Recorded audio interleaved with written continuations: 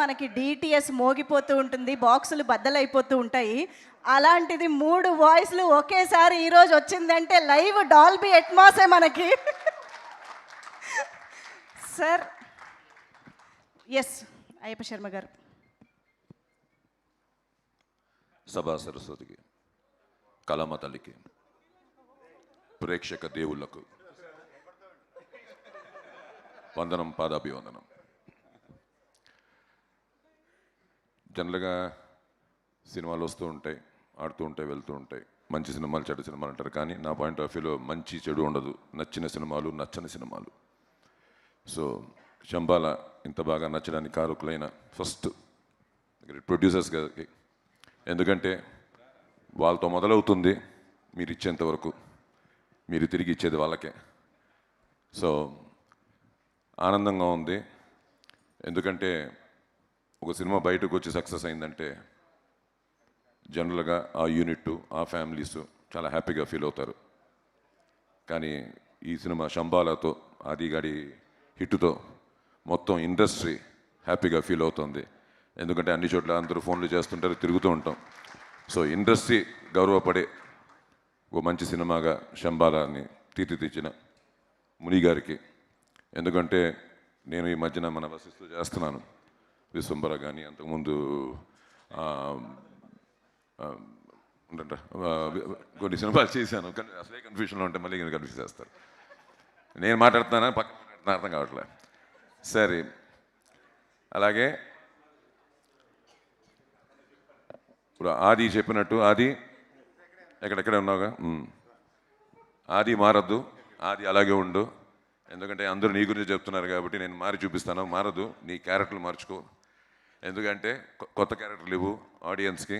What they want అది ఇవ్వడమే మన పని. మనకి నచ్చేవి మనకి నచ్చుతాయి, కానీ జనానికి నచ్చేది ఇవ్వడమే మనం చేసే ముఖ్యమైన, మనకి నుండి చేసే పని. రెండోది, హిట్ ఇవ్వడం గొప్ప కాదు, హిట్ను నిలబెట్టుకోవడం చాలా కష్టం, అరుదు. చాలా జాగ్రత్తగా ప్లాన్ చేసుకోవాలి.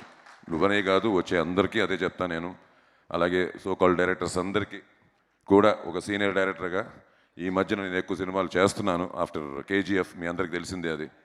సో బేసిక్గా నేను డైరెక్షన్ డిపార్ట్మెంట్ నుంచి యాక్టర్గా ఉన్నా, చిన్నప్పటి నుంచి డైరెక్షన్కి ఎక్కువ ఇంపార్టెన్స్ ఇస్తూ వచ్చిన వాడిని.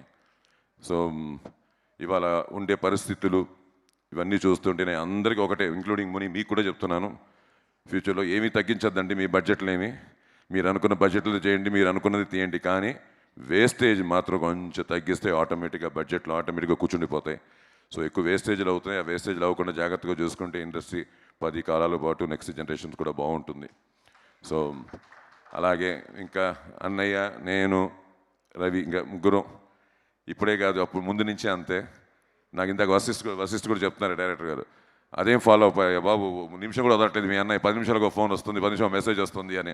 నీకే కాదు బాబు, నాకు కూడా అలాగే వచ్చిందని చెప్పా. సో అల్టిమేట్లీ నాకు తెలుసు, ఎందుకంటే ఇవాళ తనకి ఎంత ఇంపార్టెంట్ ఏనో మనకంటే ఎక్కువ ఈ ఫెల్ట్. ఎందుకంటే మీకు తెలుసు 14 ఏళ్ళ నుంచి తను ఈజ్ ట్రావెలింగ్, మంచి చెళ్ళు అని జాగ్రత్త పడుకుంటూ వస్తున్నాడు. ఒకటే నీకు ఇంకోటి కూడా అది చెప్పాలనుకున్నాను, బాగా క్రికెట్ ఆడేవాడు, నేనే తీసుకెళ్ళేవాడిని నెట్స్కి, వాటికి అంత ఎక్కువ. సో బాగా క్రికెట్ ఆడుతూ సినిమా హీరో అవ్వాలని చెప్పి హీరో అయ్యాడు.